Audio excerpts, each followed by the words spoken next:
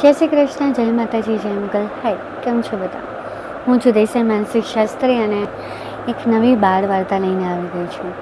વાર્તાનું નામ છે પવન અને સૂરજ.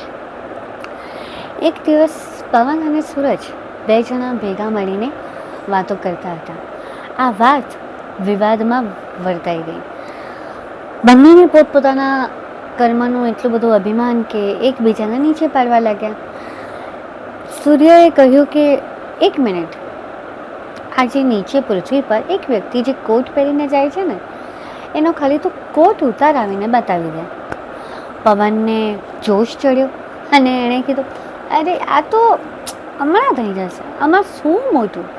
પવને પોતાની તાકાત અજમાવી એ વ્યક્તિ ઉપર સરસ મજાનો પવન ફેંકવાનો ચાલુ કર્યો. વધતો ગયો, પણ એ વ્યક્તિએ ઠંડી જે પવનની હતી એના લીધે કોટ એકદમ જોરથી કસીને પહેરી લીધો. પવન દેવતા હારી ગયા. હવે એમણે સૂર્ય દેવતાને કહ્યું, હવે તમે મારા પર હસો છો શાના માટે? તમે કરીને બતાવો ને. અગ્નિ દેવતાએ એનાથી વિપરીત કામ કર્યું.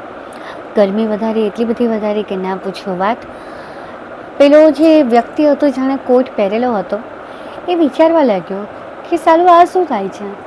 અચાનક ઠંડી, અચાનક પવન અને અચાનક ગરમી.